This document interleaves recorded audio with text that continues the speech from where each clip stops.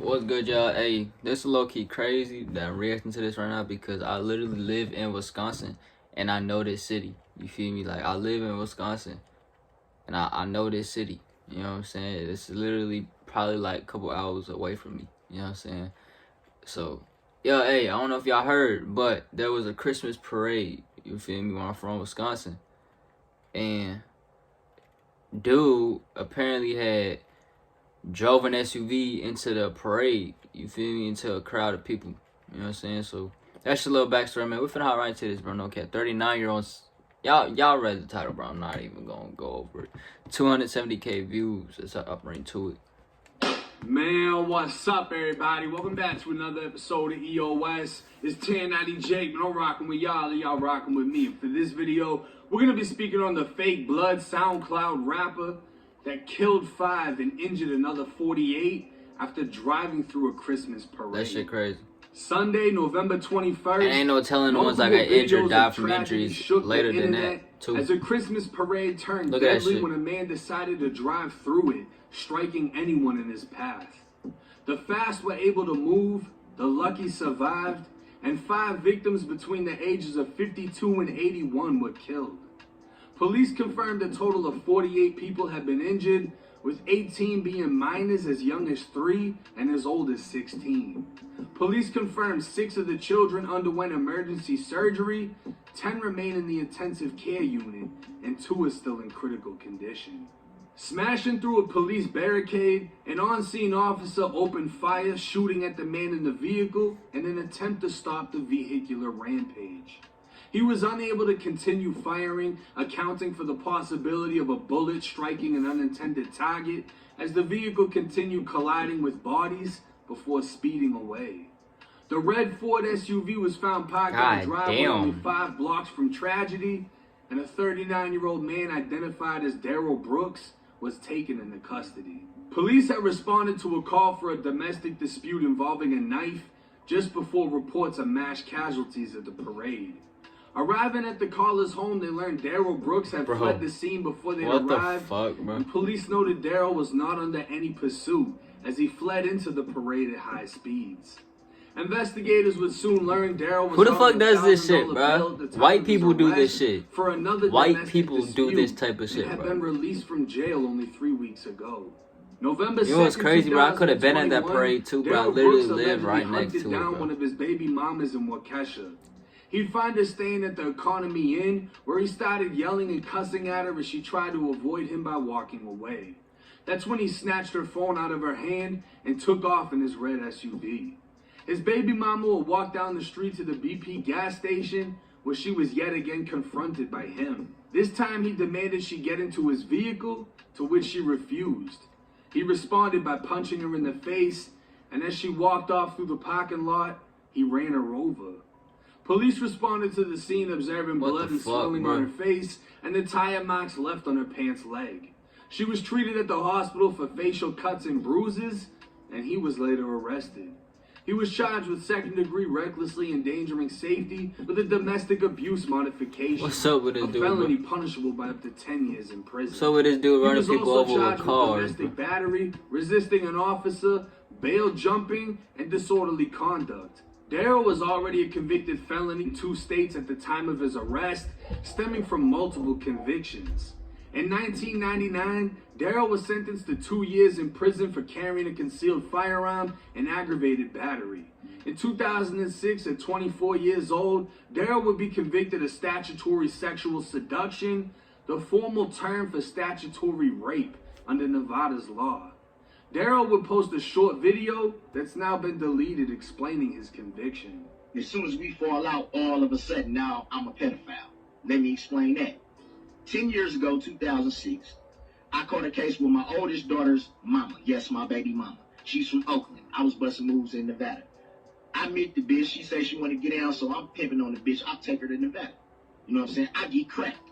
You know what I'm saying? I didn't know the bitch was 16 at the time. She gave a statement to the police and told them, yeah, she was hoeing, that I was pimping, and that she was 16, and that I didn't know that. Okay? Now, under Nevada law, statutory sexual seduction is defined as any sexual penetration between an adult who is at least 18 and a minor who is 14 or 15 and at least 4 years younger than the perpetrator.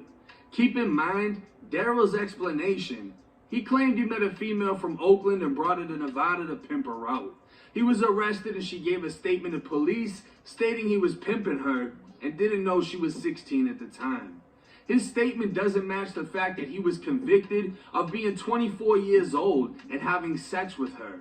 On top of the fact that Nevada's age of consent was 16 years of age, meaning she was younger than 16 at the time. To make matters worse, she became pregnant and is the mother of one of his children, as he described in the video. What the fuck? Daryl Brooks would be registered as a Tier 2 sex offender and be wanted for failing to register as one in the future. Hell no. In 2010, he'd be convicted of strangulation after a plea deal, receiving only 3 years probation. In 2020, he was arrested and charged with possession of a firearm by a convicted felon and 2 counts of recklessly endangering safety. According to the criminal complaint, Daryl's grandmother told police he had a physical fight with his nephew. His nephew would go on to tell police he confronted Daryl for having his old phone, and as he was leaving the house with a friend, Daryl fired a shot at them. Daryl was arrested and a firearm was found along with 3 bro, when are they gonna prison positive for methamphetamine. When they gonna put this dude in jail, bro? Initially been set for $10,000. But Daryl requested a speedy trial, which couldn't be met by the courts due to COVID, so bail was reduced to only $500 and he was released. As news broke of Daryl's criminal history, I feel I can speak for the majority of the nation when asking, how the fuck could a violent convicted sex offender get $1,000 bail after running a woman over? Oh, God. But not only that, he was already on bail for shooting at his nephew. Right, bro. That's what I'm saying. How he not in jail? Social media posts would reveal 39-year-old Daryl was a SoundCloud rapper who went by the name Mathboy Fly, who claims to be a West Coast blood.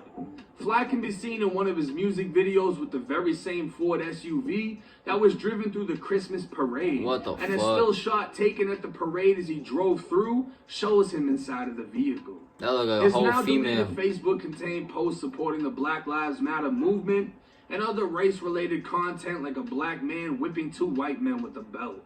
He'd react to the Kyle Rittenhouse verdict, saying he's not surprised one bit. And in 2020, wrote learned and taught behavior. So when we stop back knocking white people the fuck out, I don't want to hear it. The old white people too. Knock them the fuck out, period.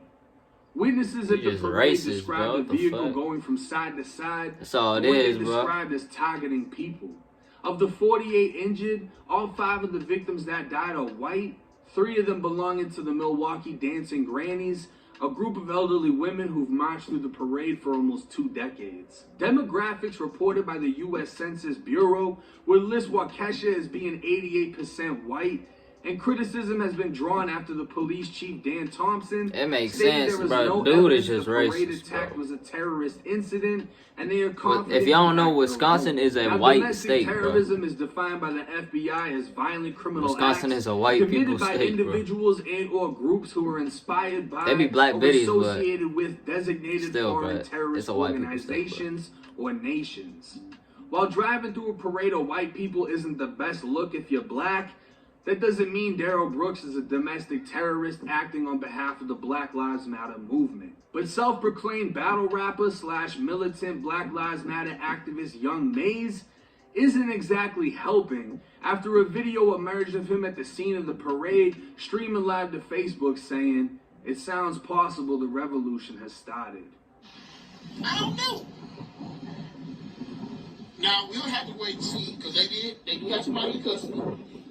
We may have to wait and see what they say about why this happened. But it sounds possible that the revolution has started in Wisconsin. At this time, Daryl Brooks is charged with 5 counts of intentional homicide, with the possibility of a shitload more charges being added, like 48 counts of attempted murder. Now, in my humble Caucasian opinion, first and foremost, he ain't a fucking blood. All that sex offender shit just ended all that. I don't know who he is. I see the only 2 other bloods in the video with him look young as fuck. So he looks like one of those old ass dudes that be on a block that's claiming some shit. He just got some youngins around him trying to claim the shit with him. Like all that shit just getting thrown out the window.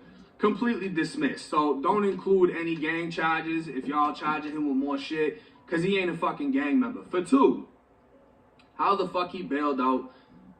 Complete failure by the system. Now, people that play the race card, oh, he got off for this, oh, he got let out for this. This is an example of somebody being let out for multiple different things that is not white, right? And for everyone that's saying, oh, this is a terrorist act, he specifically targeted white people, this, that, and the third, there's anger from a group, not everyone, right? You can't speak for all white people, you can't speak for all black people. There's a specific group that believes that Black Lives Matter is a terrorist organization because of the rioting, the looting, etc. Black Lives Matter have also been a part of peaceful protests, but the negative ones are going to make the news faster than the peaceful ones. A lot of black people are pissed off that Kyle Rittenhouse was found not guilty, not because he wasn't not guilty, but because if he was black, it wouldn't have went that way. That is my understanding of what happened. Do I think Kyle Rittenhouse was guilty? Fuck no. Do I think if he was black, it would have went the same? No. Most likely when police responded and Kyle was walking by with an AR-15, if he was black, there's a higher possibility he would have been shot dead right there. Facts. So that's what's making everybody pissed off, right? Not the fact that he wasn't guilty, facts, bro. But the fact that if he was black, it wouldn't have played out the same. And now people are looking at what happened with this, saying if a white guy drove into a parade of black people and ran them all the fuck over, and everyone else that was injured and died was black, it would be a hate crime. But because the roles are reversed, it isn't being looked at the same. Do I think that he accidentally just pulled into a fucking parade because he was fleeing the scene from a domestic situation? Nah. No. Because if you're driving away from something, you're avoiding everything. You're avoiding traffic. You're avoiding red lights. You're going to avoid a fucking parade with old ladies with pom-poms and cheer floats and Santa Clauses. You're not going to be like, yeah, let me pull into that because I'm going to blend right in as I stop bouncing over people. That just doesn't make any damn sense. Do I think he intentionally ran people over? Yeah. Do I think he racially targeted people? No.